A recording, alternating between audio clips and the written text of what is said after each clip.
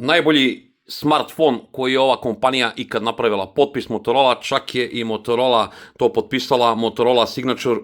Ende, što se mene tiče, kraj recenzije za vas koji volite kratki sadržaj.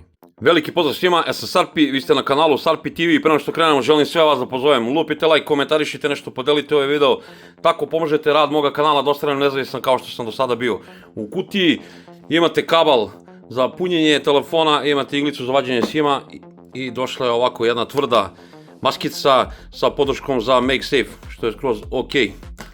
Evo pogledajte telefon kako izgleda. Na prvu, baš mi se sviđa, lepa neka zanimljiva boja. Ovo ovdje neki materijal, vjerojatno zalepljen preko neke plastike. Znači plastične su leđe. Aluminijumski je frame, aravan.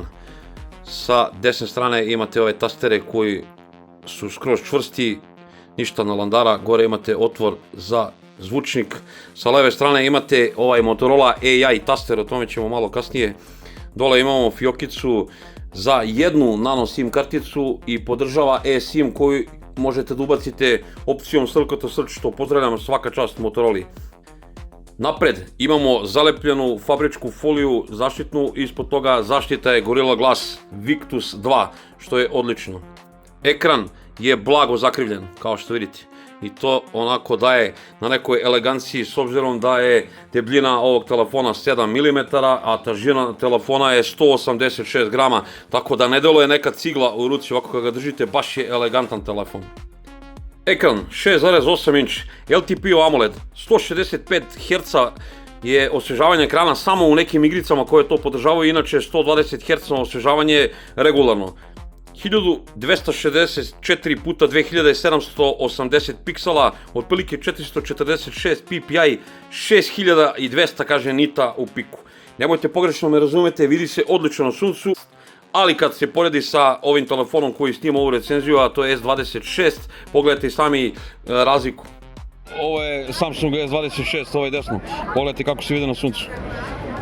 Evo da vidite nivo osvjetljenja, znači podignuto je na maksimum, ali kao što vidite Samsung se ipak bolje vidi na jakom direktnom suncu, nema laženja na prevare. Kao što vidite, ova Motorola, hvala Bogu, ima pravi Always On display, nažalost, on je kao kod Google Pixela, ili može da radi 24 sata ili jednostavno ne može da bude u zakazano vreme, ali ok, napravili su tako kad ga stavite u džep ili u torbicu da se gasi Always On display, na primjer treba malo duže, ovako ako držim ruku on će se ugasiti, nije nikakav problem. I kad držite telefon okrenut ovako, on će isto ugasiti Always On display da vam ne troši bateriju ako vam radi non stop, znači tokom noći on izgubi bogami blizu i 10%, što je baš mnogo. Ultrasonični je čitač otiska prsta. Evo pogledajte kako on munjevito i brzo radi. Možda bi više volio da se nalazi malo niže, nalazi se skoro na pola ekrana, to meni baš ne smeta. Evo pogledajte Face Unlock kako radi. Bum. Malo sam sakriven iza telefona, malo se muči, bum, ali dobro, tako je kako jeste.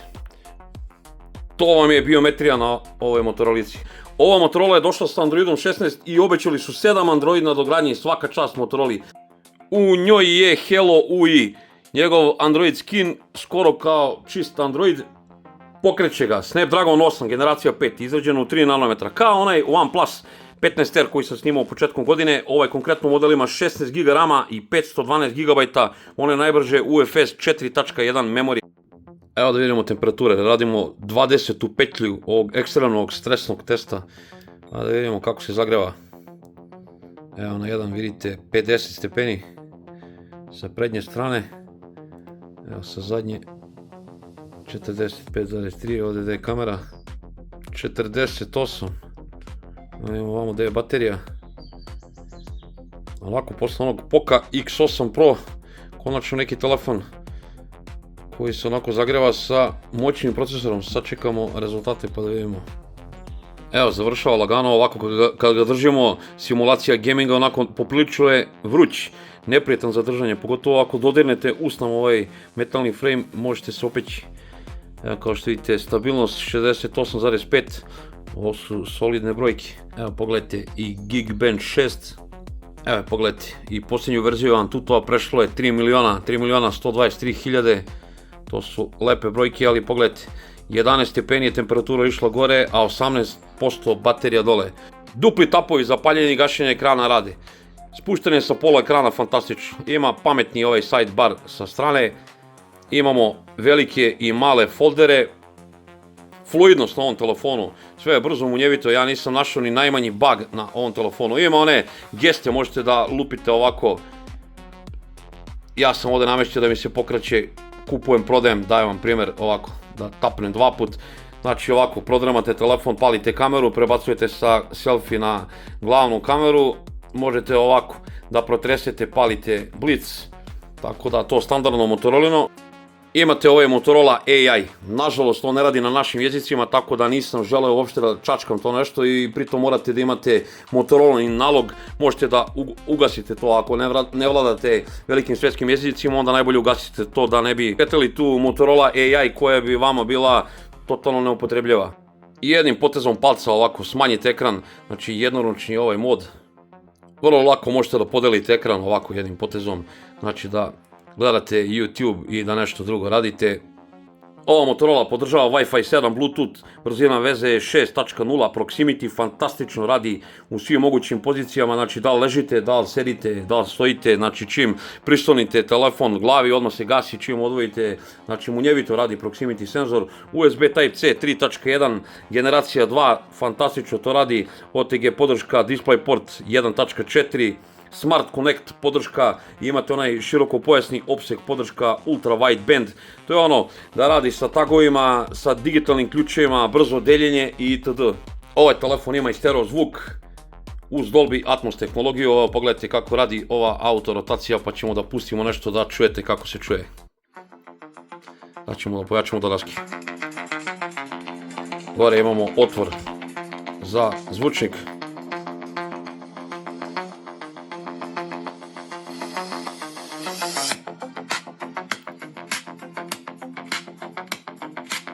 Meni je ovaj zvuk vrlo jasan i glasan i mogu da vam kažem mnogo je glasniji nego moj Samsung S26 koji snima ovu recenziju. Baterija na ovom telefonu, silikon karbon, 5200 mAh, podržava 90 W žično punjenje, 50 W bežično punjenje, 10 W bežično reverzibilno punjenje i 5 W reverzibilno žično punjenje. Ja sam napravio 6+ sati screen time-a, znači gdje je kod mene sve popaljeno i namešteno je ono osvežavanje od 120 Hz. Znači nema štednje kod Sarpija, znači opušteno jedan dan manje zahtjevnim korisnicima, sigurno dan i po do 2. Ajmo da pređemo na te famozne kamere. Na prvi pogled kad vidite ovako nešto odmah znate da su to neke ozbiljne kamere. Glavna kamera 50 megapiksela sa elektronskom i optičkom stabilizacijom podržava video snimanje u 8K u 30 fps-a i ja sam snimao u 4K u 30 uglavnom, ali podržava 4K i u 60 fps. Ima previše opcija koje mene nisu nešto zanimale, tako da gledajte neku drugu recenziju ako vas zanimaju samo kamere. 50 megapiksela je periskopska telefoto kamera sa optičkom stabilizacijom koja podržava 3 puta optički zoom i 50 megapiksela je ultra široka kamera. Selfie kamera je 50 megapiksela koja podržava isto 4K u 30 i 60 fps. Evo pogledajte ovako na prvi pogled kad gledate ovu kameru, kad prebacite video snimanje, imate ovdje opciju Dolby Vision, znači to ugasite, to vam je moja preporuka zato što sam ja imao problem kada sam snimao nešto, onda nije bilo kompatibilno sa mojim Windows laptopom i velikih problema sam imao, morate onda da koristite neke dodatne alate ili da platite nekom profesionalcu da vam konvertuje to u neki drugi format, tako da ako koristite ovu Motorola i danas sutra promenite telefon, razmišljate o tome da će vam možda ti video snimci koje ste napravili po defaultu, ako vam je uključeno ovo Dolby Vision, možda će vam biti snimci neupotrebljivi, tako da sam ja morao to da ugasim da bi ti snimci bili meni upotrebljivi za ovu recenziju. Evo kao što vidite kako izgleda aplikacija kamere. Znači to je napucano sa svim i svačim, ja to naravno pola od toga nisam probao, fantastične su mogućnosti ovog telefona. U nastavku pogledajte kako ovaj telefon pravi slike i video zapise pa ćemo damo neki sud i o ovom telefonu.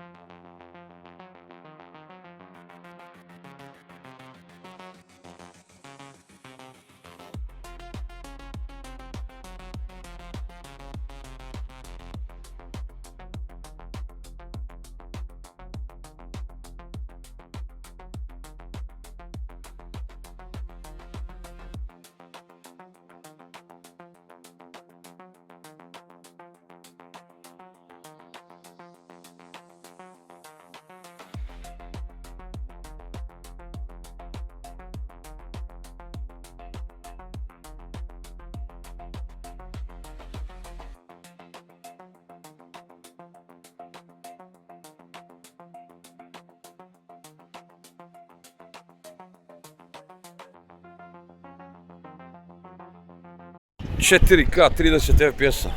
Kao što vidite, lepi uslovi, nalazimo se u centru Smedereva. Evo, sunce iza mene, teški uslovi. Evo, pogledajte kako to radi ova Motorola Signature.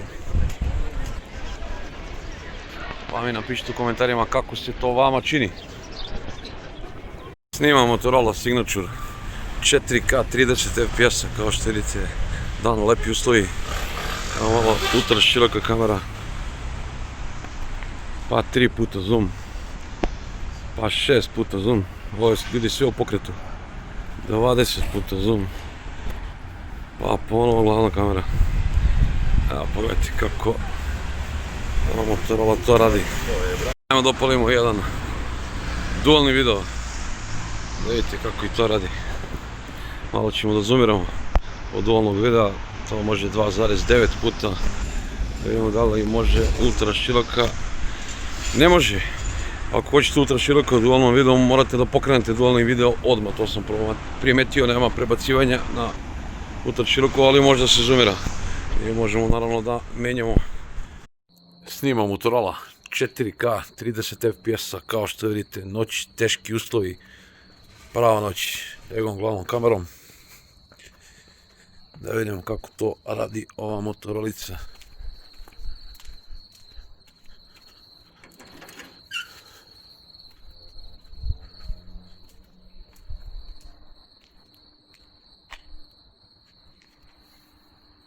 Evo vidite, autofokus, pogledajte, lens flare, ultra široka kamera, 3 puta zoom, 6 puta zoom, ovo je sve u pokretu, 20 puta zoom, pa ponovno glavna kamera. Isto 4K 30 FPS-a, kao što vidite, noći teški uslovi ovdje kod mene u Bangladešu, poprilično je mračno i na samom displeju. Sad vi napišite kako se vama čini. Evo idem malo ispod ove bandere, ali jako mi je mračno. Evo da snimimo jedan dualni video, da vidite kako to radi. I ovdje možemo da zoomiramo 2,9 puta, više ne može pola glavna kamera, možemo ovako da podelimo da bude pola glavna kamera, pola selfie, mogu ovako da prebacim da bude selfie u prvom planu, glavna kamera da bude u drugom planu, tako da volim kada ima neka mogućnost ovih zezalica, to vam je to. Ako ste vidjeli kako ovaj telefon pravi slike i video zapis, ja nemam šta tu previše da dodam i dodam neko vičnije fotografisanje i video snimanju, sigurno će napraviti bolje rezultate nego što sam ih napravio ja. Da ovaj telefon ima prebacivanje sa senzora na senzor kao moj Samsung, ovo bi meni bile savršene kamere, mogu da kažem i bolje kamere nego moj S26 koji snima ovu recenziju. Ima onaj dualni video, ali za mene nije to to. Dobre strane ovog telefona, to su te kamere. Kamere su odlične na ovom telefonu. Dizajn se meni jako sviđa na ovom telefonu, hardware je brutalan u njemu.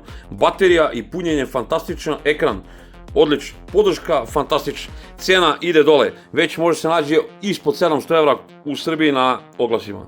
E sad, šta je loše na ovom telefonu? Ja stvarno imam problem da vam kažem šta je loše na ovom telefonu.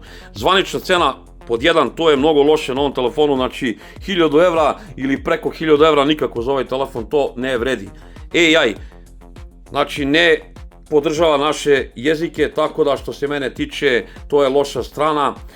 Always on display kao kod Pixela, mogli su to da nameste, na primjer da bude kao kod Samsunga, to bi mi se više svidjelo da bude u neko zakazano vreme, ali ljudi, ja stvarno više ne mogu da mu nađem ni jednu jedinu manu za 3 dana efektivnog korištenja ovog telefona. Ovo je fantastičan telefon. Ovaj telefon, ako nađete za ispod 700 evra, teško da ima bolje, ali znam, uvek ima bolje, uvek će neko reći možda je bolje uzeti ovo ili ono. Ja se slažem sa tim, ovaj telefon je fantastičan što se mene tiče. Da ne davimo više. Ovo je bila recenzija za Motorola Signature. Ako ti se svidao video, lupi like, komentariši nešto, podijeli ovaj video, tako pomožeš radu moga kanala. Vidimo se u nekoj sljedećoj recenziji. Puno pozdrava od Carpija, ljubi vas brat.